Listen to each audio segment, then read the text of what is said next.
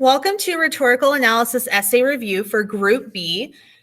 If you are in Group B, you are currently earning a 2 out of a 6 on your essay. Many of you are probably moving towards a 3 as well when you move into your consistency with achieving your thesis point.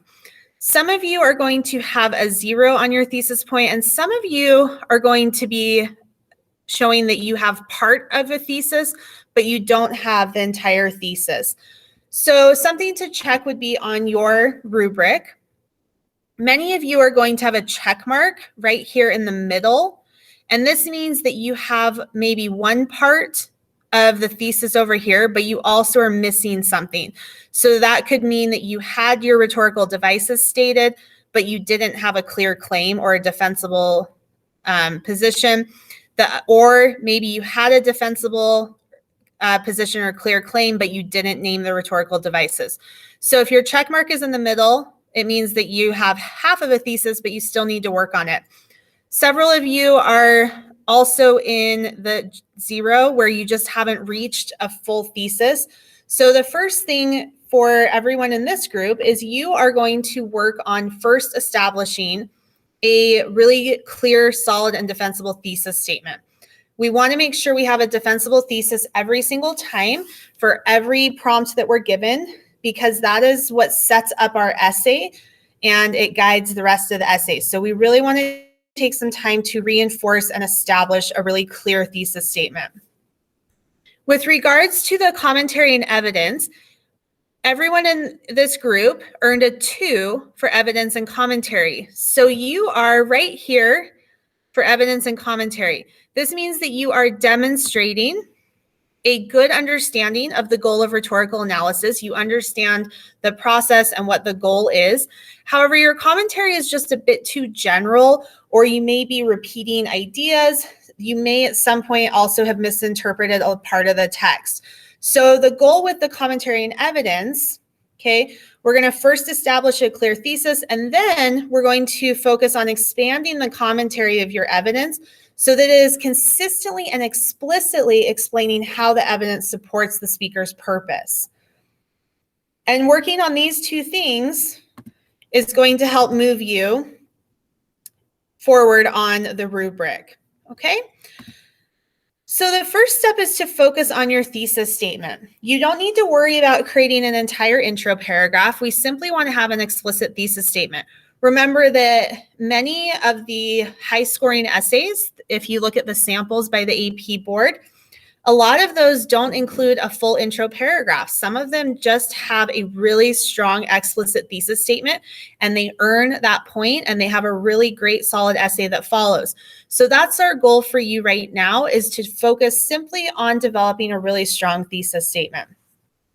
If you include these 5 things every time, you will always have a clear and defensible thesis. And the 5 things are the speaker, audience, occasion, purpose, and rhetorical choices. I'm going to use the 2018 prompt of Madeleine Albright's speech for the Mount Holyoke College as an example of this. So when you sit down to do your review, what you want to do is have open your original essay, but also you want to have open the prompt that you are working on. So again, we're going to use the 2018 one here, but whatever prompt or passage you had for this essay, go ahead and take that out so you have it to check with.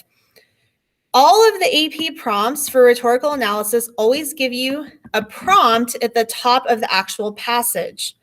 And within the prompt, you are given information about the rhetorical situation. So in this instance, we're just going to read through it and look for some of those pieces. Remember, the rhetorical situation is what we see for soapstone. So we specifically are looking for these pieces right now from the soapstone: the speaker, audience, and occasion. In 1997, then United States Secretary of State Madeleine Albright, okay, we have our speaker right there, gave the commencement speech to the graduating class of Mount Holyoke College, a women's college in Massachusetts. We have both the occasion, the commencement speech of graduation, and we have the audience, the graduating class of Mount Holyoke, and we also know that they are women. So we have a very clear understanding of who our speaker is, who the audience is, and the occasion that's taking place. The next two things we need to figure out are the purpose and the rhetorical choices. In order to do that, we do need to read the actual passage. So what I want you to do is take a minute to go back and reread the passage and think about this part right here. All of your prompts at the end are going to ask you to analyze the choices that help convey the message or show the speaker's purpose, something of that nature. So what you need to focus on is thinking about what are the rhetorical choices that are used to create the message of the speaker or to show the speaker's purpose. Now, remember that rhetorical analysis is all about analyzing how a speaker is persuading their audience. Essentially, what does the speaker want their audience to do, think, or learn? So in this instance, we really want to be focusing while we're reading, okay, what is Madeleine Albright trying to convince her audience, the women who are graduating, to think, do, or learn, right? Again, if you're using a different prompt or passage, you're just going to look at who is the speaker and who is the explicit audience, and you're going to think about, as you read, how is the speaker trying to persuade the audience? And that's what we're always looking for and coming back to. So take a minute to go through and double check, readdress, make sure you have a clear understanding of the purpose, and also making sure that you have at least two clear rhetorical devices or strategies that you can reference. Once you've done that, go ahead and come back here to this box, and you are going to write your thesis statement. Okay, making sure that you name the speaker, that you name the audience, that you name the occasion, that you make a statement of what the speaker's purpose is, and that you identify at least two rhetorical choices or devices that they use to achieve that purpose. If you need to pause here, you can go ahead and pause while you do that. And then when you come back, you'll move on to evidence and commentary. Okay, so once you have a clear thesis statement, you are going to then use that thesis statement to guide you in expanding the commentary of your evidence so that it consistently is explaining how the evidence helps support the speaker's purpose, which essentially means that it's connecting back to the thesis, right? Our thesis is going to name the speaker's purpose, which is why we can always look back to it as a guide.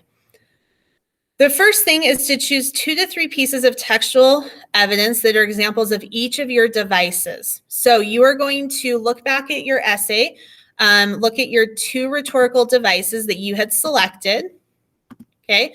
And then you need to make sure that you have at least 2 pieces of textual evidence for each of those devices. Even though the rubric doesn't give us an explicit number of how many pieces of evidence you have, your goal should always be to have at least 2 pieces of textual evidence for each rhetorical device, because that is going to give you enough to comment on. If you only have 1 piece of textual evidence, your commentary is limited. You don't have a lot to discuss or analyze. So you really want to make sure that you always have at least 2 pieces of textual evidence. If you have a third one, that's great. You can use that. You do not have to have a third one, but if you do, then you feel free to include that. So first thing is just to go back to your original essay, also look back at whatever you read just now as a review, and then determine what are your 2 rhetorical devices, and make sure you have 2 pieces of evidence for rhetorical device 1 and 2 pieces of evidence for rhetorical device 2. Once you've done that, you're going to then move on to explaining in detail how each piece of evidence helps achieve the speaker's purpose. You want to look back to your thesis statement. Remember that that is your guide. So you're thinking about each time you explain a piece of evidence, how does the evidence reflect the thesis statement, or how does the evidence persuade the audience? All of these phrasings of the question will help you achieve the same goal. So choose which question or phrasing helps you explain it the best. Each rhetorical device will create its own body paragraph. So we're focusing on this goal of having 2 body paragraphs at the end. Something I want you to focus on as you're working on explaining your evidence is I want you to pay close attention to any generalized statements that you may be using. These could be general statements like the reader, the speaker's purpose, the speaker's message, their point, the audience. Rather than using these generalized statements, I want you to name what these things are in detail. So if we're using the Madeleine Albright speech as an example, rather than saying the reader or the audience, I'm going to say the graduates of Mount Holyoke, okay, or the women who are graduating. So you want to really use the explicit audience. That right there, when you start to name those details, will help you further develop your commentary. So for this first body paragraph, you're going to, again, have your rhetorical device, your textual evidence. You can just copy it from up here if you'd like.